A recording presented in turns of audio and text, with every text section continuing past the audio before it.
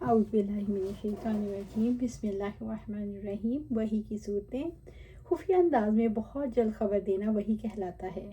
رسول اللہ صلی اللہ علیہ وسلم پر نازل شدہ اس وحی کی مختلف اقسام تھیں، جن میں سے بعض کا ذکر اللہ تعالیٰ کی اس فرمان میں پایا جاتا ہے، اور کسی انسان کی یہ طاقت نہیں کہ اللہ تعالیٰ اسے کلام کرے مگر وحی سے یا پردے کے پیچھے سے، یا وہ کوئی پیغمبر بھیجتا ہے، پھر وہ اس کے حکم سے جو چاہتا ہے وہی کرتا ہے۔ یقیناً وہ برتر ہے، بہت دانا ہے۔ ان مختلف صورتوں کا بیان درجہ ذیل ہے۔ نیند میں نیک سچے خواب کا آنا۔ آپ صلی اللہ علیہ وسلم پر اسی سے وحی کا آغاز ہوا۔ یہ خواب 6 ماہ تک جاری رہے۔ عائشہ رضی اللہ تعالیٰ فرماتی ہیں، رسول اللہ صلی اللہ علیہ وسلم پر وحی کی ابتدا سچے خواب سے ہوئی تھی۔ آپ صلی اللہ علیہ وسلم جو بھی خواب دیکھا کرتے وہ سفید سحر کی مانند نمودار ہو جاتا۔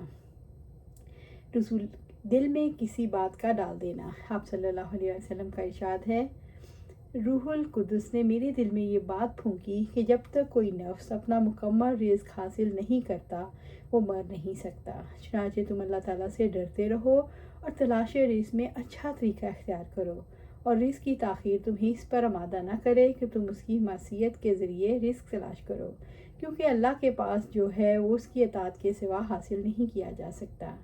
گھنٹی کے ٹنٹنانے کی مانند وحی کا آنا۔ یہ صورت آپ صلی اللہ علیہ وسلم پر سب سے شاق تھی۔ بخاری کی ایک روایت کے مطابق حارث بن حشام رضی اللہ تعالیٰ عنہ نے آپ صلی اللہ علیہ وسلم سے کیفیت وحی کے متعلق سوال کیا تو آپ صلی اللہ علیہ وسلم نے جواب دیا، بعض دفعہ میرے پاس فرشتہ گھنٹی کے ٹنٹنانے کی مانند آتا ہے، یہ مجھ پر سب سے زیادہ شاق ہے۔ جب وہ مجھ سے جدا ہوتا ہے تو جو کچھ اس نے مجھ سے کہا ہوتا ہے میں اسے یاد کر چکا ہوتا ہوں۔ فرشتے کا کسی شخص کی شکل میں آنا۔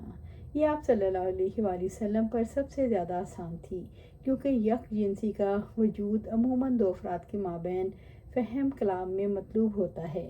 بخاری شریف میں آتا ہے کہ عائشہ رضی اللہ تعالیٰ عنہ سے روایت ہے کہ آپ صلی اللہ علیہ وآلہ وسلم نے فرمایا، فرشتہ کبھی انسان کی شکل میں میرے پاس آتا اور مجھ سے کلام کرتا، اور جو وہ کہتا میں اسے یاد کر چھوڑتا۔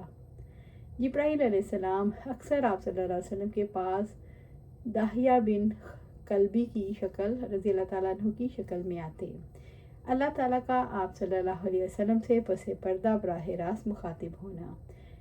ایسا اسراء و معراج کی رات میں ہوا جب اللہ تعالیٰ نے آپ صلی اللہ علیہ وآلہ وسلم پر اور آپ صلی اللہ علیہ وآلہ وسلم کی امت پر 5 نمازیں فرض کی، اور موسیٰ علیہ السلام کے مشورے پر آپ صلی اللہ علیہ وسلم نے کئی دفعہ اللہ تعالیٰ سے تخفیف کا سوال کیا۔ موسیٰ علیہ السلام پر جبل طور میں بھی بعض دفعہ یہی صورت پیش آئی، چنانچہ اللہ تعالیٰ کو سنا کرتے تھے لیکن آپ کا چہرہ مبارک نہیں دیکھ سکتے۔ نتائج و عبر۔ سیرت محترمہ کے اس گوشے میں درجہ ذیل نتائج و عبر ہیں۔ رسول اللہ صلی اللہ علیہ وسلم پر وحی کے آنے کا ثبوت ہے۔ رسول اللہ صلی اللہ علیہ وسلم پر جو وحی نازل ہوتی اس کی مختلف صورتوں کا بیان ہے۔ اس بات کا بیان ہے سچے خواب وحی کی ایک صورت ہے۔ جو بندہ قضاء و قدر پر ایمان رکھتا ہو اس کے لیے حرص کی مذمت کا بیان ہے۔ اس حقیقت کا بیان ہے جو کچھ اللہ تعالیٰ کے پاس ہے اس کو اللہ تعالیٰ کی اطاعت کے ذریعے سے طلب کرنا چاہیے، معصیت کے ساتھ نہیں۔ اس ضابطے کا بیان ہے کہ کلام میں حصول فہم کے لیے 2 افراد کا ایک جنس ہونا ضروری ہے۔ دحیہ بن کلبی رضی اللہ تعالیٰ عنہ کے شرف کا بیان ہے کیونکہ جبرائیل علیہ السلام ان کی شکل میں آیا کرتے تھے۔ اللہ تعالیٰ کے ساتھ براہ راست کلام ہونا وحی کی مکمل ترین صورت ہے۔ اللہ سبحانہ تعالیٰ سے دعا ہے قرآن و سنت پر عمل کرنے کی توفیق دے، اس پر جمع دے، اور جنت الفردوس کے اعلیٰ مقام پر اپنے پاس گھر عطا فرمائے۔ آمین یا رب العالمین۔